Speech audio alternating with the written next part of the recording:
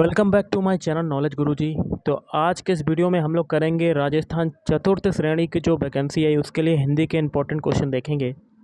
तो वीडियो को स्टार्ट करने से पहले आप लोगों से एक बात कहूँगा, जो लोग नए हैं तो प्लीज़ चैनल को जरूर सब्सक्राइब कर लें। चलिए स्टार्ट करते हैं। तो गाइज़, आज के सेशन में पहला क्वेश्चन है, हिंदी की मूल उत्पत्ति किससे हुई है? तो ये हुई है ऑप्शन डी, सौरसेनी अपभ्रंश से हुई है। अगला, भारत की प्रथम देश भाषा कौन सी है? तो ये है option A, Pali. Next question है, निम्नलिखित में से कौन सी भाषा संस्कृत भाषा का अपभ्रंश है? ऑप्शन डी, पाली भाषा। अगला, भाषा के शुद्ध रूप का ज्ञान किससे होता है? तो ये होता है ऑप्शन बी, व्याकरण से होता है। अगला, हिंदी में स्वतंत्र रूप में बोले जाने वाले अक्षर जो हैं वो क्या कहलाते हैं? वो कहलाते हैं ऑप्शन ए, स्वर कहलाते हैं। क्या कहलाते हैं? स्वर। अगला, हिंदी भाषा में वे ध्वनियाँ कौन सी हैं जो दूसरी ध्वनियों की सहायता से बोली या लिखी जाती हैं? इसका आंसर बनेगा ऑप्शन बी, व्यंजन। अगला है, का, खा, गा, फा में कौन सा उर्दू से लिया गया है? ऑप्शन डी, खा। अगला, जिन शब्दों के अंत में आ आता है उन्हें क्या कहते हैं? उन्हें कहा जाता है ऑप्शन डी, अकारांत कहा जाता है। निर्देश प्रश्न संख्या 9 से 13 के लिए निम्नलिखित प्रश्नों में 4 वैकल्पिक वर्तनी दी गई हैं। सही वर्तनी वाले शब्द का चयन करें। 9वां क्वेश्चन है, इसमें कौन सा आपका शब्द शुद्ध है? तो देखिए, अनुच्छेद को ऑप्शन सी की तरह लिखा जाता है, ना कि option A, option B, option D की तरह। अब 10वां क्वेश्चन है, इसमें कौन सा आपका शब्द जो है वो शुद्ध है? ऑप्शन बी, पूंजीवाद को ऑप्शन बी की तरह लिखते हैं, ना कि option A, option C, option D की तरह। अब देखिए 11वां क्वेश्चन है, इसमें आपको सही वर्तनी वाला शब्द बताना है। ऑप्शन सी, अंतर्निहित को ऑप्शन सी की तरह लिखते हैं, ना कि option A, option B, option D की तरह। अब 12वां क्वेश्चन है, इसमें आपको सही वर्तनी वाला शब्द बताना है। तो परीक्षा ऑप्शन डी की तरह लिखते हैं परीक्षा को, ना कि option A, option B, option C की तरह। अब 13वां क्वेश्चन है, इसमें आपका कौन सा शब्द शुद्ध है? देखिए, षड्यंत्र को ऑप्शन ए की तरह लिखा जाता है, ना कि option B, option C, option D की तरह। अब निर्देश प्रश्न संख्या 14 से 17 के लिए निम्नलिखित प्रत्येक प्रश्न में दिए गए शब्दों में प्रयुक्त संधि के प्रकार का चयन उसके नीचे दिए गए विकल्पों में से कीजिए। कवीश्वर में कौन सी संधि है? तो ऑप्शन ए, दीर्घ संधि। अगला, संसार में कौन सी संधि है? संसार में आपकी संधि हो जाएगी ऑप्शन सी, व्यंजन संधि। अगला है तन्मय में कौन सी संधि है? तो ऑप्शन ए, व्यंजन संधि है। अगला, इत्यादि में कौन सी संधि है? तो ऑप्शन ए आपका राइट आंसर, यण संधि। अब देखिए, निर्देश है प्रश्न संख्या 18 से 24 के लिए निम्नलिखित प्रश्नों में सही संधि विच्छेद का चयन कीजिए। तो 18वां क्वेश्चन है, पुनर्जन्म का संधि विच्छेद क्या होगा? तो ऑप्शन ए आपका राइट आंसर, पुनः धन जन्म, ये हो जाएगा आपका आंसर। अगला है, पितृऋण, इसका संधि विच्छेद क्या होगा? ऑप्शन सी, पितृ धन ऋण, ये हो जाएगा आपका। अगला, इत्यादि का संधि विच्छेद क्या होगा? ऑप्शन ए, इति धन आदि। नेक्स्ट है, युधिष्ठिर का संधि विच्छेद क्या होगा? युधिष्ठिर का संधि विच्छेद हो जाएगा ऑप्शन ए, युधि धन स्थिर। अगला, जगदीश का क्या होगा? जगत धन ईश।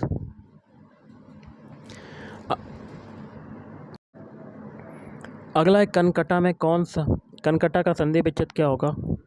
तो ऑप्शन बी, कान धन कटा। रामायण का संधि विच्छेद क्या होगा? तो ऑप्शन सी, राम धन आयन। ओके।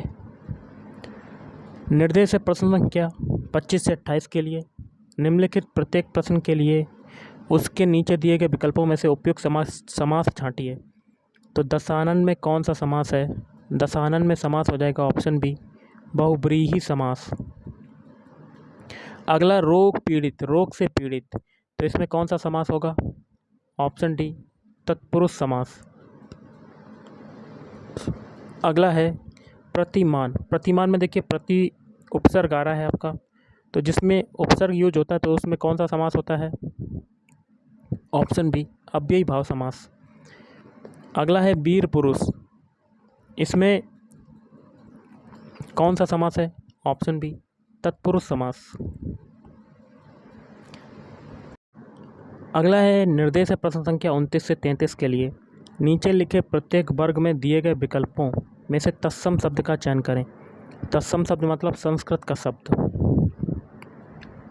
तो 29वां क्वेश्चन है, इसमें संस्कृत का शब्द कौन सा है? तो ऑप्शन बी, चंद्रमा। अब 30वां क्वेश्चन है, इसमें तत्सम शब्द कौन सा है? विभा। 31वां है, इसमें तत्सम शब्द कौन सा है? ऑप्शन सी, ओज। 32वां है, इसमें आपका तत्सम शब्द कौन सा है? तो ऑप्शन सी, निर्मम। अगला क्वेश्चन देख रहे हैं 33वां, इसमें आपका तत्सम शब्द बताना है, तो इसमें कौन सा है? तो देखिए इसमें तत्सम शब्द हो जाएगा ऑप्शन ए, सुमन। नेक्स्ट है क्वेश्चन, निर्देश है प्रश्न संख्या 34 से 38 तक, नीचे लिखे प्रत्येक वर्ग में दिए गए विकल्पों में से तद्भव शब्द का चयन कीजिए। तद्भव मतलब जो संस्कृत का शब्द ना हो। तो 34वें क्वेश्चन में तद्भव शब्द कौन सा है आप चेक कर सकते हैं। तो आपका हो जाएगा कान, बाकी के 3 ऑप्शन आपके कट हो जाएंगे। अब देखिए 35वां क्वेश्चन, इसमें तत्सम शब्द इसमें तद्भव शब्द बताना है, तो पीड़ा आपका राइट आंसर, बाकी के 3 ऑप्शन आपके कट हो जाएंगे। 36वां है, इसमें आपको तद्भव शब्द बताना है, तो अंधेरा, बाकी के 3 ऑप्शन आपके कट हो जाएंगे। 37वें क्वेश्चन में तद्भव शब्द बेत, बाकी के 3 ऑप्शन आपके कट हो जाएंगे। 38वें क्वेश्चन में कौन सा आपका तद्भव शब्द है? तो ऑप्शन बी, तमंचा, बाकी के 3 ऑप्शन जो हैं आपके कट हो जाएंगे। अगला है परंपरा से एक निश्चित अर्थ में प्रयुक्त होने वाले शब्द क्या कहलाते हैं? ऑप्शन ए, योग ऋण कहलाते हैं। क्या कहलाते हैं? योग ऋण। अगला है निर्देश प्रश्न संख्या 40 से 44 के लिए, निम्नलिखित प्रत्येक 4 विकल्पों में से असंगत शब्द चिन्हित कीजिए।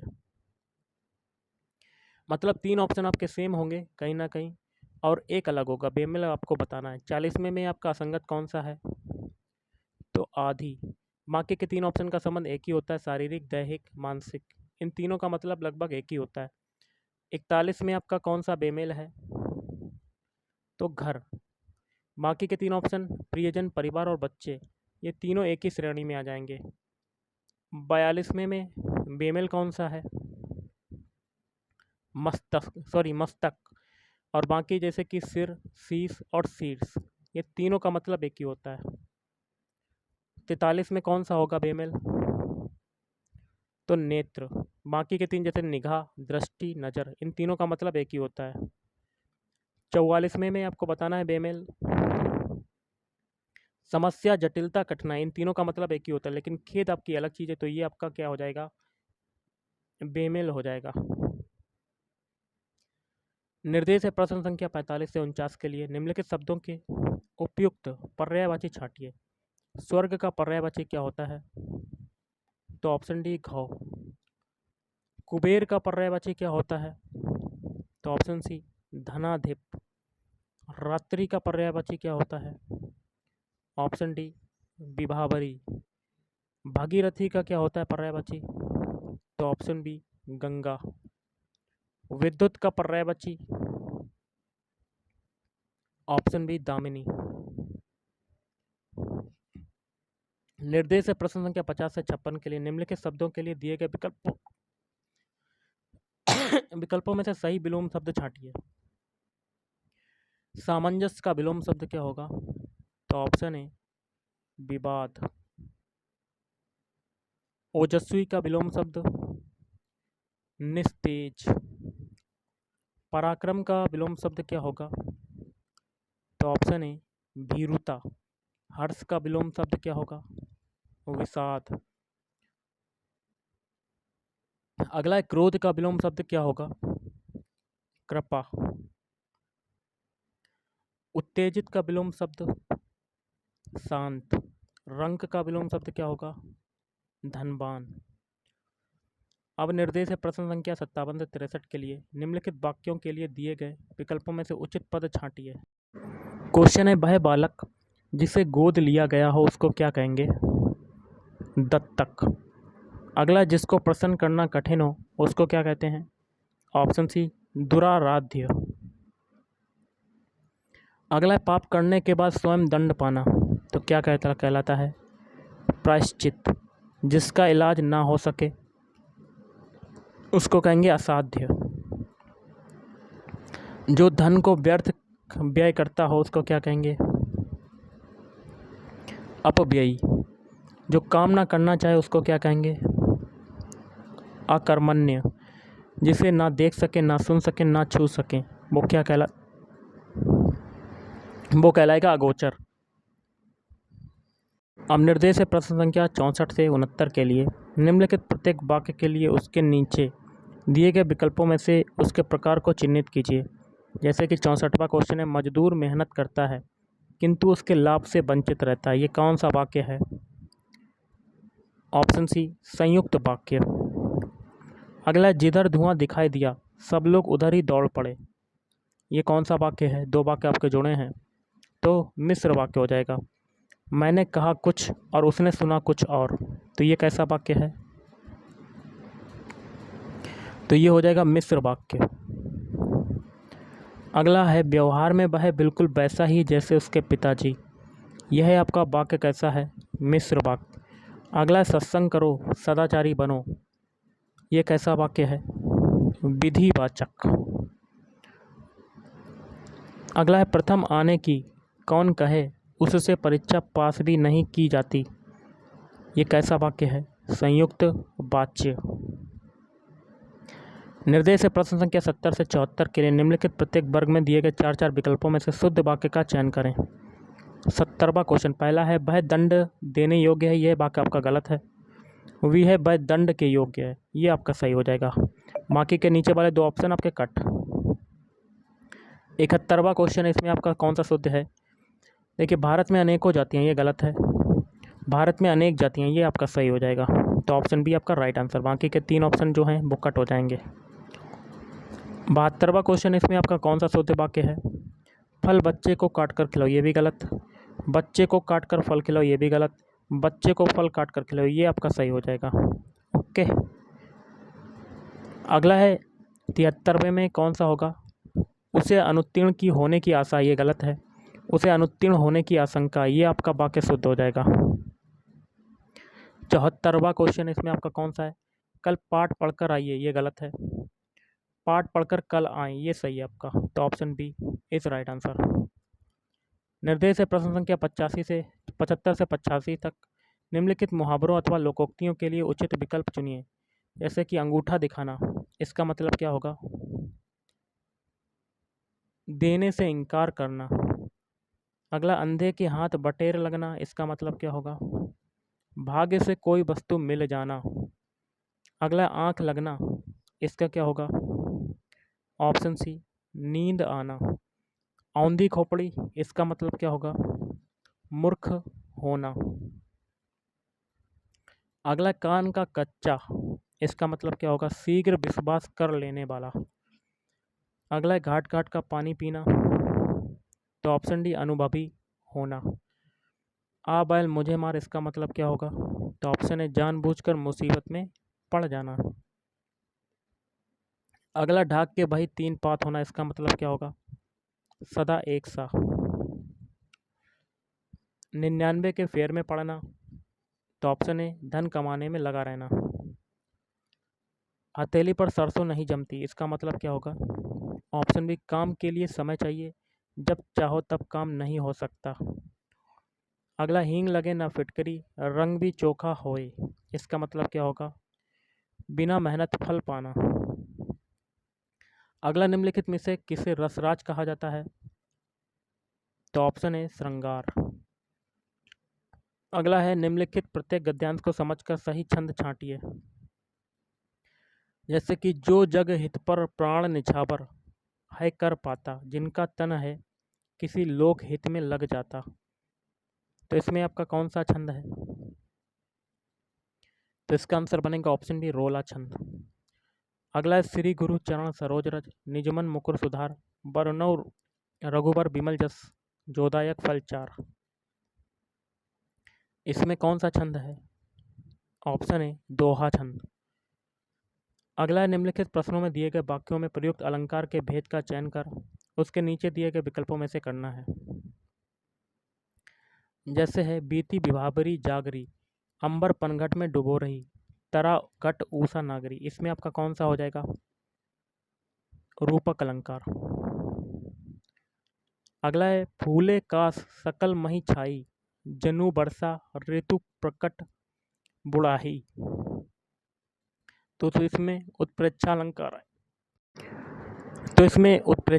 है। अगला, या मुरलीधर की अधरान धरी अधरान धरऊंगी। इसमें आपका अलंकार यमक अलंकार।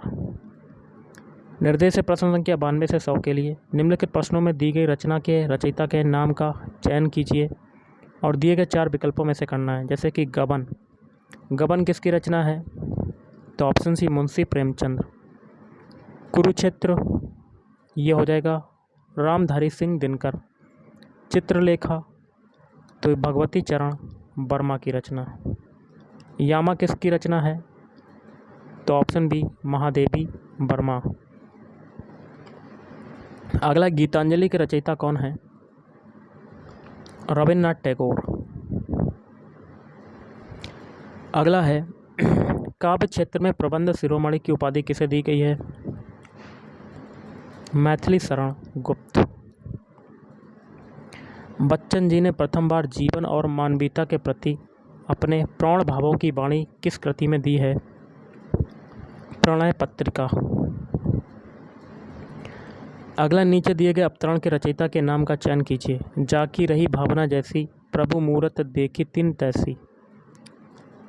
तो ऑप्शन सी, तुलसीदास। और आज का लास्ट है, कोकिल विद्यापति की पदावली कौन सी भाषा में रचित है?